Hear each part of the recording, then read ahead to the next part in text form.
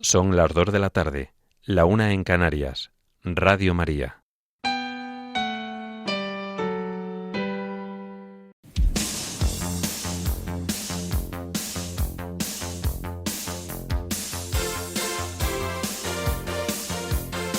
Servicios informativos de Radio María.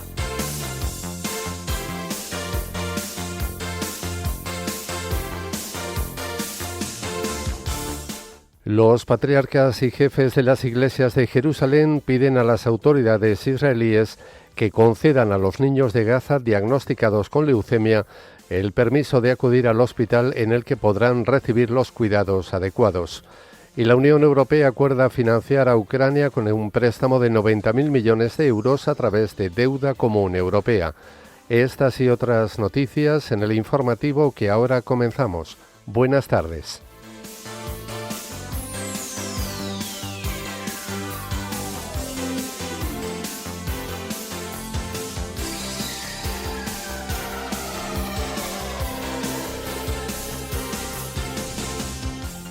La Conferencia Episcopal de la India denuncia que la nueva ley regional de anticonversión en el estado de Rajastán viola el derecho de la libre elección y práctica de la religión. El Senado de Colombia aprueba la ley que reconoce el valor de la Iglesia del voto nacional, símbolo de la consagración del país al Sagrado Corazón de Jesús. La oficina del Comisario Pontificio de los Monasterios de Belorado, Orduña y Derio informa del traslado de las hermanas mayores ubicadas en Orduña a otros monasterios de la Federación de Clarisas Nuestra Señora de Aránzazu. El Obispado de Orense acoge la tradicional exposición de belenes del mundo. Nuevos ataques rusos en Zaporilla han dejado decenas de heridos, mientras Odessa ha sufrido su apagón más largo de la guerra tras los ataques contra la red eléctrica. El Banco Central Europeo apuesta por la prudencia y mantiene los tipos en el 2% en su última reunión del año. En España, la princesa Leonor realiza su primer vuelo en solitario en el Pilatus, el avión de entrenamiento del Ejército del Aire. El Gobierno aprueba una subvención directa de 25.600.000 euros a la Generalidad de Cataluña para el servicio de rodalíes. Y en deportes, los tenistas españoles Rafael Jodar y Martín Landaluce se enfrentarán por un puesto en las semifinales de la Next Generation ATP Finals.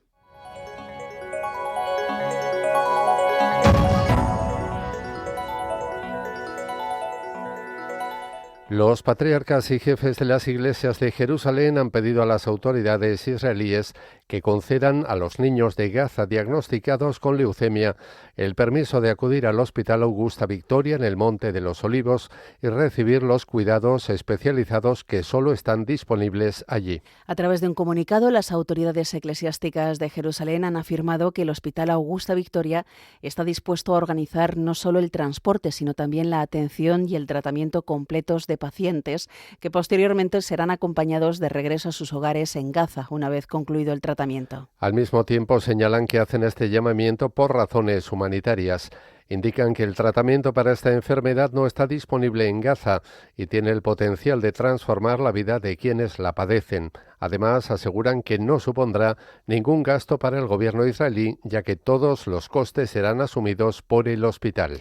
Así, los patriarcas y jefes de las iglesias de Jerusalén han solicitado que se conceda lo antes posible la autorización necesaria para el tratamiento de estos pequeños pacientes, recordando que, como ocurre con cualquier enfermedad grave, la rapidez en el inicio del tratamiento es esencial para obtener un resultado positivo. Cambiamos de asunto. La Unión Europea ha acordado otorgar a Ucrania un préstamo de 90.000 millones de euros para 2026-2027, financiado mediante deuda conjunta europea respaldada por el presupuesto comunitario. Este paquete cubre alrededor de 2/3 del déficit financiero estimado de Ucrania, evitando una crisis de liquidez y asegurando 2 años de financiación en medio de la guerra.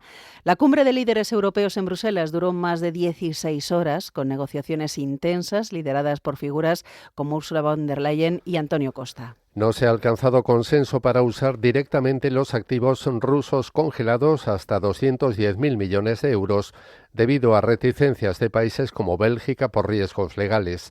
En su lugar, la Unión Europea se reserva el derecho de emplear esos activos para reembolsar el préstamo si Rusia no paga reparaciones, prolongando también las sanciones contra Moscú. El líder ucraniano Volodymyr Zelensky ha celebrado el apoyo como un refuerzo a la resiliencia de su país. Hungría, República Checa y Eslovaquia quedan exentas vía cooperación reforzada, permitiendo la aprobación de la ayuda sin unanimidad.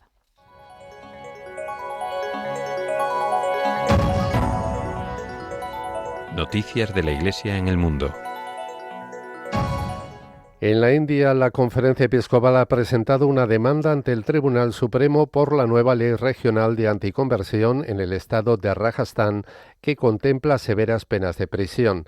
Desde esta institución argumentan que la ley aprobada viola la Constitución india, que garantiza el derecho a la libre elección y a la práctica de la religión.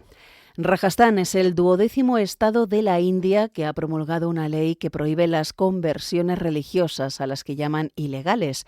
Consideran ilegal la conducta de aquellos que persuadan o lleguen a convencer a menores, mujeres, personas con discapacidad o miembros de castas bajas y comunidades tribales para que se conviertan. Pueden ser condenados hasta a 20 años de prisión y una multa de 1 millón de rupias indias, es decir, unos 9.500 euros. Si las conversiones son numerosas, los responsables pueden ser castigados con cadena perpetua y multas aún mayores. La hermana Sayukya Bindu, religiosa y abogada del Departamento Jurídico de la Conferencia Episcopal de la India, cuenta que según esta norma hasta los actos caritativos pueden interpretarse como un intento de conversión.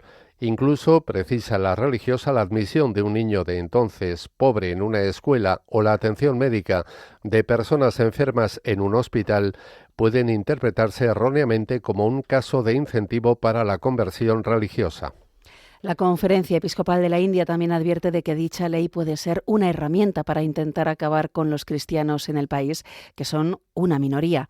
Representan poco más del 2% de los más de 1.400 millones de habitantes de la India, unos 28 millones de personas. Más noticias. El Senado de Colombia ha aprobado la ley que reconoce el valor histórico, religioso y cultural de la Iglesia del Voto Nacional, símbolo de la consagración del país al Sagrado Corazón de Jesús. Según ha afirmado el senador que presentó este proyecto de ley, Mauricio Giraldo, esta aprobación es un acto de gratitud y de memoria espiritual. Añade que Colombia no puede renunciar a sus raíces ni a los símbolos que han sostenido a la nación y asevera que legislar también es cuidar el alma de un país. En un vídeo publicado en sus redes sociales, el senador también recuerda que la Iglesia del Voto Nacional fue el emblema nacional de la reconciliación de Colombia tras la Guerra de los 1000 días entre 1899 y 1902 y que dejó más de 100.000 fallecidos. En este contexto, el senador Giraldo apunta que en este proyecto de ley es un reconocimiento a la reconciliación, pero sobre todo a la consagración de Colombia al Sagrado Corazón de Jesús. Cambiamos de asunto. En Estados Unidos, las Hermanitas de los Pobres han presentado una nueva apelación en su prolongada batalla legal de 14 años contra los mandatos federales de anticonceptivos, después de que un tribunal federal anulara en agosto las exenciones religiosas y morales establecidas en 2017. La congregación religiosa busca restituir estas protecciones que les permitían no incluir cobertura anticonceptiva en los planes de seguro de sus empleados. La orden religiosa ya ha obtenido 2 victorias significativas ante la Corte Suprema de Estados Unidos en esta materia.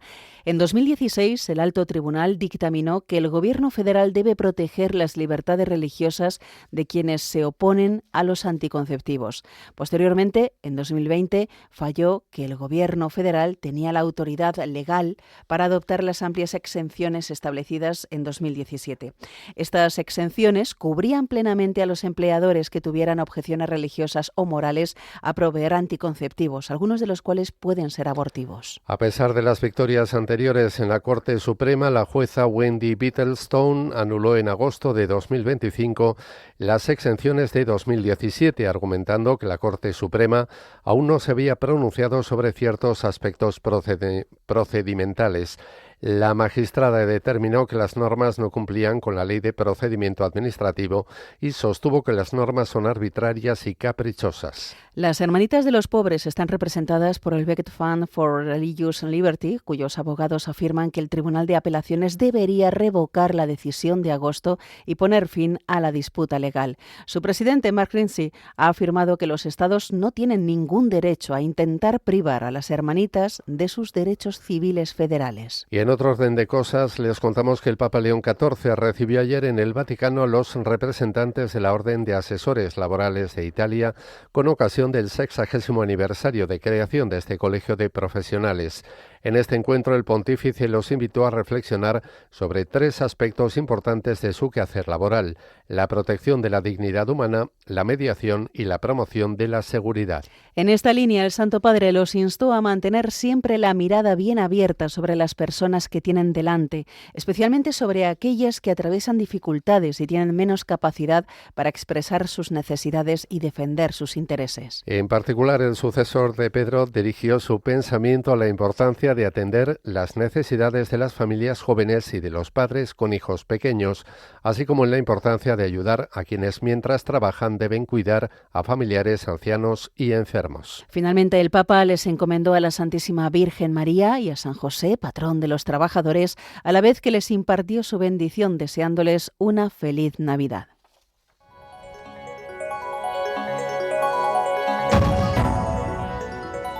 Noticias de la Iglesia en España. La oficina del comisario pontificio de los monasterios de Belorado, Orduña y Derio ha emitido un comunicado en el que afirma que ha tenido conocimiento de las actuaciones efectuadas por la Guardia Civil en el monasterio de Santa Clara de Orduña, en el que han procedido a hacer efectivas las medidas dictadas por el juzgado con respecto a las hermanas mayores. De ello ha informado el portavoz de este comisariado, Nacho de Gamón. De este modo, la autoridad judicial, un médico forense y la Guardia Civil han procedido a hacer efectivas las medidas dictadas por el Juzgado de Instrucción número 5 de Bilbao con respecto a las hermanas mayores.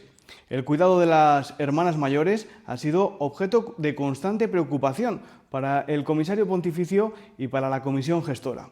Esta preocupación se agravó tras el temerario traslado de estas monjas mayores desde su residencia habitual en el monasterio de Belorado al monasterio de Orduña, que carece de las mínimas instalaciones necesarias para atender adecuadamente a personas mayores y vulnerables.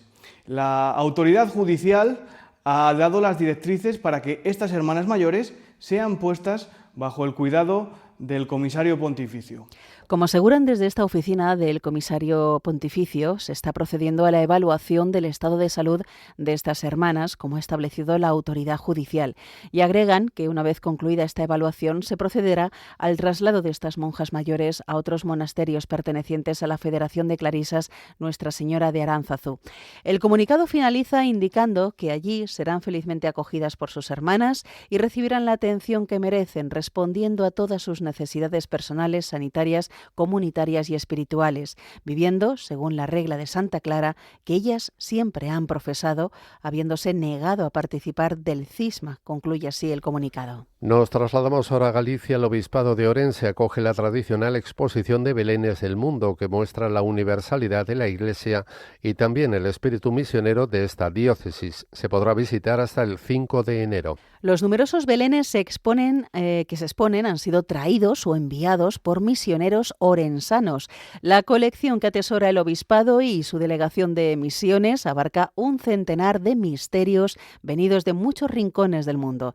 Desde el año 2006, al llegar la época navideña, se abre esta exposición para que tanto niños como adultos puedan conocer las representaciones del nacimiento de Jesús propias de otros países y culturas.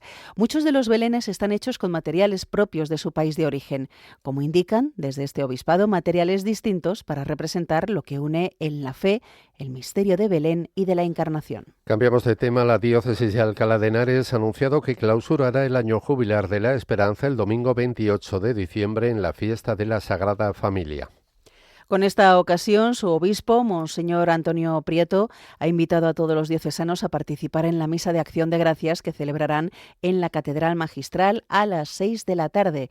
El prelado afirma que será un momento de dar gracias a Dios por tantos frutos de misericordia que han recibido a lo largo de este año jubilar y de vivir la comunión como Iglesia. Por otro lado, la Comisión Episcopal para la Evangelización, Catequesis y Catecumenado de la Conferencia Episcopal Española ha convocado unas jornadas de delegados vinculados a estos ámbitos con el lema "y después del primer anuncio que" tendrán lugar en Zamora del 20 al 22 de enero en el Seminario San Atilano. Las jornadas comienzan con el saludo del obispo de Asidonia Jerez y presidente de la comisión, Monseñor José Rico Pavés, junto con la acogida del obispo de Zamora, Monseñor Fernando Valera. Ese primer día, Monseñor Rico impartirá una ponencia sobre evangelización y catecumenado en la teología y la historia. Tras los grupos de trabajo y encuentros de diálogo, el obispo de Zamora presidirá la celebración de la Eucaristía con el rezo de vísperas. Al día siguiente comenzará con la celebración de la Santa Misa y el rezo de laudes, presididos por el obispo de Palencia, Monseñor Miquel Garciandía. El prelado también impartirá la ponencia después del primer anuncio que hacia un paradigma de revitalización de la vida cristiana para todos. Le acompañarán Tote Barrera y Cristi, miembros del área de primer anuncio. Por la tarde, los participantes realizan una visita a la exposición de las edades del hombre con un recorrido catequético antes de la vigilia de oración. Finalmente, el último día tendrá lugar una sesión titulada Diálogos en el Espíritu, discernimiento de las propuestas para la revitalización de la iniciación cristiana, coordinada por el responsable del área del primer anuncio, el padre Jesús Úbeda.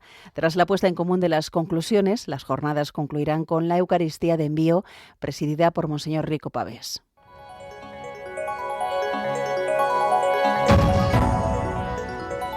Información internacional.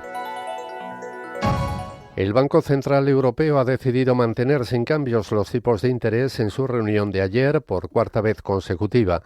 Así, el tipo de depósito se queda en el 2%, las operaciones normales de financiación en el 2,15% y el de crédito marginal en el 2,4%.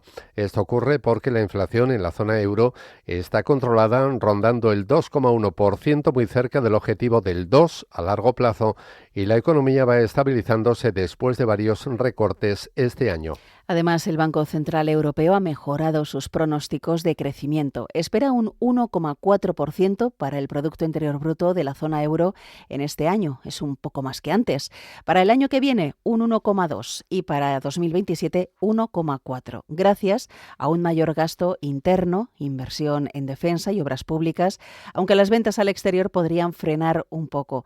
La inflación se queda estable en el 2,1% este año, baja algo al 1,9% el próximo y llega al 2% en 2028. Así que la institución no tiene prisas para cambiar nada y la presidenta, Christine Lagarde, afirma que irán decidiendo paso a paso. Más temas: los bombardeos han alcanzado edificios residenciales, infraestructuras y un centro educativo en Ucrania. Se declararon incendios y los equipos de rescate trabajaron entre estructuras inestables. Los combates también se han intensificado a lo largo del frente más amplio de Zaporilla, donde las fuerzas rusas lanzaron asaltos cerca de Uliápol y Orikhiv, pero no lograron avances confirmados. Los ataques con drones ucranianos trastocaron las maniobras en la estepa abierta. Más al sur, Odessa seguía lidiando con el apagón más largo desde el inicio de la invasión a gran escala. Tras los ataques masivos del 13 de diciembre, cientos de miles de personas se quedaron sin electricidad, calefacción y agua. Los generadores de emergencia mantuvieron en funcionamiento los servicios esenciales mientras las reparaciones continuaban bajo presión. Nos vamos a Río de Janeiro, donde la Asamblea Legislativa ha anulado el veto del gobernador Claudio Castro a una ley controvertida que otorga bonificaciones financieras a policías por mérito especial, incluyendo la neutralización de presuntos criminales. La ley permite pagos equivalentes al desde el 10% al 150% del salario del agente por acciones como incautaciones de armas de gran calibre, herirse o morir en servicio o eliminar sospechosos durante operativos. Originalmente aprobada en septiembre de este año, el gobernador la vetó por falta de presupuesto, pero la Asamblea la restituyó este jueves. En otro orden de cosas, la Asamblea General de la ONU ha elegido al iraquí Barham Ahmed Salih como nuevo alto comisionado de ACNUR para un mandato de 5 años desde el 1 de enero. Barham Salit, expresidente de Irak, cuenta con más de 3 décadas en el servicio público, incluyendo roles como primer ministro del Kurdistán, viceprimer ministro y ministro de Planificación de Irak. Sustituye a Filippo Grandi en un momento con más de 110 millones de desplazados forzados globalmente y aporta experiencia en gestión de crisis, en reconstrucción post-2003 y defensa de derechos humanos. Antonio Guterres elogió su experiencia diplomática, política y administrativa de alto nivel para enfrentarse a las crisis humanitarias prolongadas. Y el ejército estadounidense ha realizado 2 ataques letales contra embarcaciones en el Pacífico Oriental, matando a 5 personas en total como parte de su campaña contra el narcotráfico. La Fuerza Operativa Conjunta Lanza del Sur ejecutó los bombardeos a las naves que transitaban rutas conocidas de narcotráfico y que, según inteligencia militar norteamericana, eran operadas por organizaciones designadas como terroristas. Esta acción eleva el saldo de víctimas por la operación Southern Spear, iniciada en septiembre, a más de 100 personas en ataques en el Pacífico y Caribe contra supuestas narcolanchas. El Pentágono reportó 12 muertes adicionales esta semana en medio de tensiones crecientes con Venezuela y sanciones a su flota petrolera. Por su parte, ayer el presidente de Estados Unidos, Donald Trump, defendió que el despliegue naval de su país en las costas de Venezuela es solo un bloqueo, así lo dijo ante las resoluciones presentadas por los demócratas en la Cámara de Representantes para retirar a las Fuerzas Armadas. Donald Trump ha insistido en su argumento de que el Ejecutivo presidido por Nicolás Maduro actuó ilegalmente contra los intereses norteamericanos en el país caribeño. Sus declaraciones se producen mientras la Cámara de Representantes debatía y terminaba por rechazar, por apenas unos votos, 2 resoluciones referentes al despliegue militar de Estados Unidos en el Caribe. Todo ello en medio de las amenazas sobre una eventual declaración de guerra a su homólogo venezolano tras meses de bombardeos contra embarcaciones frente a las costas de Venezuela en una supuesta campaña contra el narcotráfico. En este contexto, el gobierno de Venezuela ha denunciado ante el Consejo de Seguridad de Naciones Unidas una agresión abierta y criminal por parte de Estados Unidos, después de que el presidente Donald Trump haya ordenado el bloqueo de todos los petroleros sancionados que entren y salgan de las costas venezolanas y ha solicitado a este organismo una reunión urgente. La misiva está firmada por el representante venezolano ante la ONU, Samuel Moncada, y dirigida al secretario general de este organismo, Antonio Guterres. El texto pide la convocatoria con carácter de urgencia de una reunión del grupo de 15 países, que incluye a Estados Unidos, para discutir la agresión contra Venezuela y adoptar las medidas necesarias, así lo indican, para restituir la legalidad internacional. Terminamos la crónica internacional. Honduras ha iniciado con retraso el escrutinio especial de al menos 2.792 actas electorales con inconsistencias de las elecciones presidenciales del 30 de noviembre, en medio de una disputa ajustada entre los candidatos conservadores. Tito Asfura, del Partido Nacional, con 40,54% de los votos, y Salvador Nasrallah, del Partido Liberal, con el 39,19%, tras procesar el 99,80% de las actas. El proceso comenzó ayer, después de varios aplazamientos por obstáculos administrativos, ausencia de representantes partidarios y problemas tecnológicos, y se realiza con observadores nacionales e internacionales en presencia de la presidenta del Consejo Nacional Electoral, Ana Paola Hall. El comité tiene hasta el 30 de este mes para anunciar resultados oficiales, mientras Nasrallah exige revisar adicionalmente más de 8.000 actas voto por voto, petición rechazada por impedimentos legales. La tensión política aumenta con protestas callejeras por presunto fraude denunciado por el oficialista Partido Libre y la presidenta Xiomara Castro, quien alerta de un posible golpe y menciona el indulto de Estados Unidos a Juan Orlando Hernández, aunque promete reconocer al ganador oficial y un traspaso pacífico el 27 de enero de 2026. Tito Asfura cuenta con el respaldo de Donald Trump en una contienda sin segunda vuelta en la que gana el más votado. El escrutinio en Honduras opera en 2 turnos diarios de 12 horas con 150 mesas y 400 representantes por partido.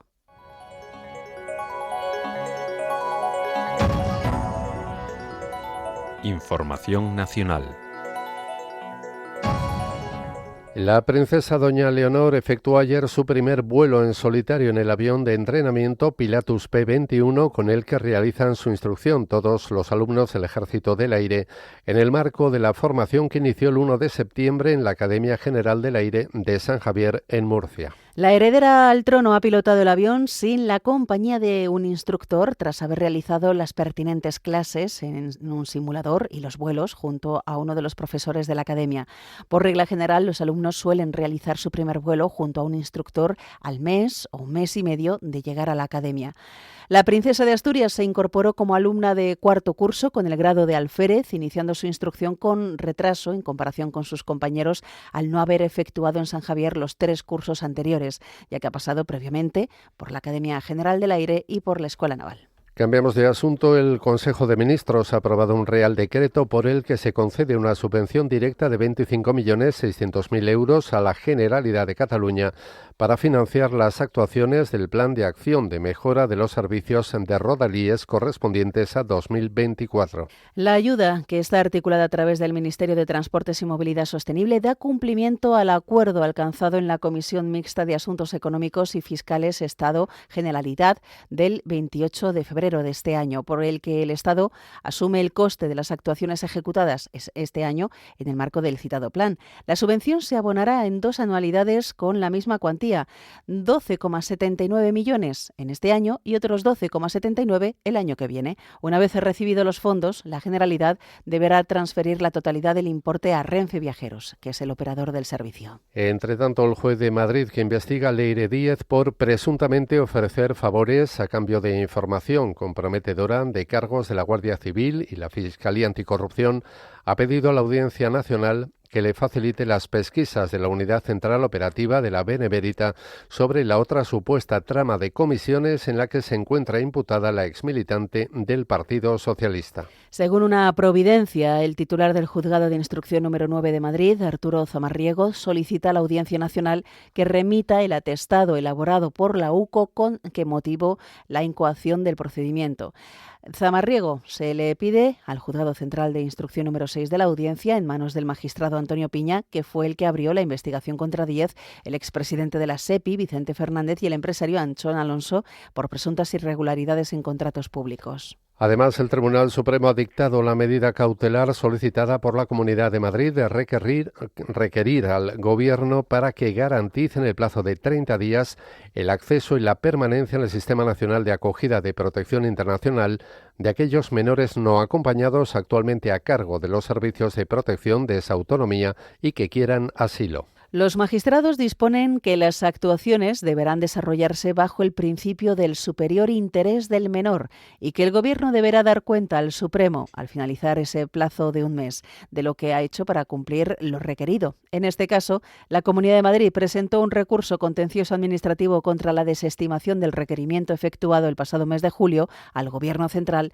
para que adoptara lo solicitado y pidió la medida cautelar ahora adoptada. Y ya por último, la operación de la Policía Nacional y la Agencia Tributaria por uno de los mayores fraudes de IVA en el sector de los hidrocarburos, ligado a la empresa Biomar Oil, destapó en una vivienda de Ávila un taller clandestino con 44 armas, munición aparentemente de guerra y un vehículo bélico blindado con un cañón ametrallador de gran calibre instalado. Hasta el momento se ha constatado que el fraude asciende a cerca de 300 millones de euros entre los años 2023 y 2024. Fuentes de la empresa han señalado que el vehículo blindado y las armas de guerra, silenciadores y uniformes encontrados pertenecen a una empresa de los familiares de uno de los detenidos que se dedica al alquiler de este tipo de material para producciones cinematográficas. En este sentido, añaden que se trata de material restaurado y lo desvinculan de la actividad de Biomar.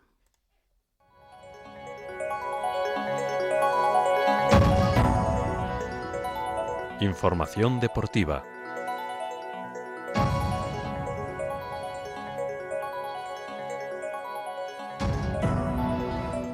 Comenzamos hoy con tenis. Los españoles Rafael Jodar y Martín Landaluce han perdido frente al noruego Nikolai Budkov y al estadounidense Lerner Tien en las Next Generation ATP Finals. El certamen reúne a los 8 mejores jugadores del mundo menores de 20 años y se está disputando sobre superficie dura en el King Abdullah Sport City de Jeddah, en Arabia Saudí. Tras estos resultados, los dos jugadores españoles se enfrentarán entre sí para dirimir su pase a la ronda de semifinales. Por otro lado, la dupla española formada por Oiane Otaegui y Mikel Unanue no han conseguido en la modalidad de dobles mixto la primera plaza olímpica del curling español en el preolímpico de Canadá. Para tener opciones de optar a los Juegos Olímpicos de Invierno de Milán y Cortina d'Ampezzo del próximo mes de febrero, debían quedar entre los dos primeros de su grupo. Ambos perdieron sus 7 duelos ante Nueva Zelanda, Países Bajos, Australia, Francia, Hungría, China y Dinamarca.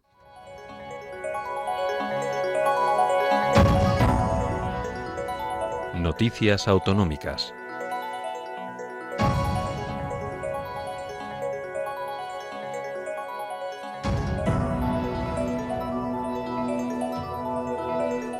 Y vamos a conocer ahora las noticias más destacadas del Principado de Asturias, que nos va a contar nuestro compañero José María García. Y comenzamos hablando de la radiografía del sistema sanitario asturiano, que son más años de vida y mayor presión asistencial. Danos más datos, Chema. Buenas tardes, Juan Manuel. Pues el último informe anual del Sistema Nacional de Salud establece que la esperanza de vida en la región alcanza los 83,1 años. Las mujeres llegan de media a 85,7 años, mientras que los hombres alcanzan los 80,3. El panorama cambia cuando se analiza cuántos de esos años se viven en buena salud. El informe sitúa en 78,3 años el periodo de vida saludable al nacer, en los hombres 76,7 y en las mujeres 79,9. La carga de enfermedad crónica y la estructura demográfica condicionan de manera notable la calidad de la vida de la población asturiana. En la estructura asistencial, el informe contabiliza 69 centros de salud y 142 consultorios locales. Y en Asturias trabajan 4.507 médicos adscritos al Sistema Nacional de Salud. Y la plantilla de enfermería asciende a 5.951 profesionales. El informe contabiliza 10.017 profesionales adicionales, desde técnicos hasta personal de gestión o servicios, distribuidos entre la red de primaria, los hospitales y los dispositivos de urgencias. Y seguimos. El cáncer fue la primera causa de muerte en Asturias en 2024. Le siguen las enfermedades del sistema circulatorio y respiratorias. En cifras son más de 3.500 muertes por cáncer, casi 3.400 por enfermedades como los infartos y, en tercer lugar, unas 1.300 por causas respiratorias. Los suicidios bajan ligeramente respecto a 2023, pero la tendencia es la misma. Y Asturias registró casi 900 muertes por trastornos mentales, con una tasa de mujeres del más del doble que la de los hombres. En otro escenario, Asturias sumó un total de 70.980 empleados públicos en los distintos niveles de la administración, estatal, autonómica y local, incluyendo la universitaria, según recoge el último dato del Boletín Estadístico del Personal al Servicio de las Administraciones Públicas, que fotografía el empleo público a julio de este año y se conoció ayer, superando su máximo histórico. En el ranking de las comunidades autónomas, Asturias ocupa el 4º lugar en la relación entre empleo público y población, en la zona media de la tabla. Por otra parte, Asturias fue la comunidad autónoma peninsular, es decir, excluyendo Canarias y Baleares, que menos productos agroalimentarios exportó en 2024, según el informe de Unicaja sobre el sector agrario publicado ayer. El dato de Asturias no resulta únicamente relevante por figurar entre los menores volúmenes totales, sino que también fue la comunidad de la península con un menor peso del sector agroalimentario en el conjunto de sus exportaciones. Así, tan solo el 5% de las ventas exteriores asturianas procedieron de productos agroalimentarios. Y la Universidad de Oviedo es la institución con menor carga docente de todo el sistema nacional. Cuéntanos. Pues así es. Asturias encabeza un curioso ranking dentro del sistema universitario español. Es la comunidad autónoma con menor carga docente del país, tal como revela la edición 2023-2024 del informe La Universidad Española en Cifras, elaborado por la Conferencia de Rectores de las Universidades Españolas. Asturias registró solo 10,2 estudiantes de grado y máster por docente, frente a la media española de 13,6, situándose así como el territorio donde la dedicación docente está menos concentrada. Cataluña es el extremo opuesto, que alcanza los 15,9 estudiantes por profesor, lo que amplía la brecha a un 42,2% entre ambas comunidades. En breves, el Ministerio de Consumo ha identificado en la plataforma Airbnb un total de 2.198 anuncios ilegales de pisos turísticos en Asturias, 2.136 de ellos por no incluir número de registro y 62 por incluir uno falso. Además, el número de espectadores de conciertos y representaciones de teatro, lírica o danza aumentó el pasado año en Asturias un 16,6% hasta 1.727.364 personas, según la estadística de artes escénicas y musicales elaborada por la Sociedad Asturiana de Estudios Económicos e Industriales, SADEI, a partir de los datos de la Sociedad General de Autores y Editores. Y por último, el primer lote de la costera de la Angula en el Nalón se ha pagado a 13.000 euros el kilo, 1.000 más que el año pasado, según el patrón mayor de la Cofradía de Pescadores de San Juan de la Arena, Marino Díaz. El lote de 350 gramos ha sido adquirido en la Rula de San Juan de la Arena por un restaurante de San Esteban. Y desde Oviedo, en vísperas del nacimiento del Niño Jesús, mis mejores deseos para esta Navidad a todos los oyentes de Radio María. Igualmente para ti, gracias José María, hasta la semana que viene.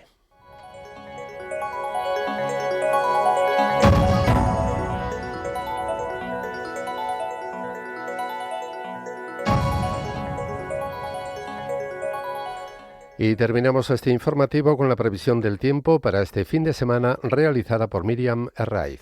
Esta tarde los cielos estarán nubosos en buena parte de la península y también en ambos archipiélagos. Se esperan precipitaciones de oeste a este, aunque sin llegar a la fachada mediterránea. El viento va a soplar con fuerza en el archipiélago canario. La mar también va a estar alterada tanto en Canarias como en el Estrecho, en la costa gallega y en el Cantábrico. Las temperaturas van a bajar ligeramente. En cuanto a mañana sábado, va a haber nieblas en amplias zonas del interior y las lluvias van a entrar por Galicia. Se irán desplazando por la península hasta Cataluña y Baleares en la segunda mitad del día. En Canarias no se descartan algunas lloviznas débiles y en cuanto a la mar seguirá alterada, mientras que las temperaturas van a ser muy similares a las de hoy. El domingo será una jornada marcada por las nieblas matutinas en el interior de Cataluña y también en Galicia. Atención porque se pueden registrar algunas nevadas, aunque sean débiles, en ciudades como Ávila, Segovia, Salamanca, Burgos o incluso Madrid. Las lluvias se esperan en ambos archipiélagos, también en el sureste peninsular y en algunos puntos de la fachada mediterránea. El viento va a soplar con bastante fuerza el domingo en casi todo el país y las temperaturas van a experimentar un marcado descenso.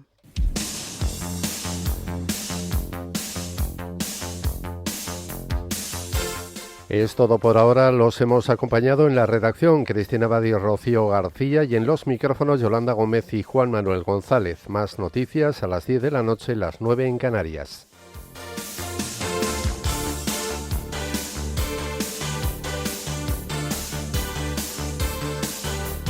Informativos de Radio María.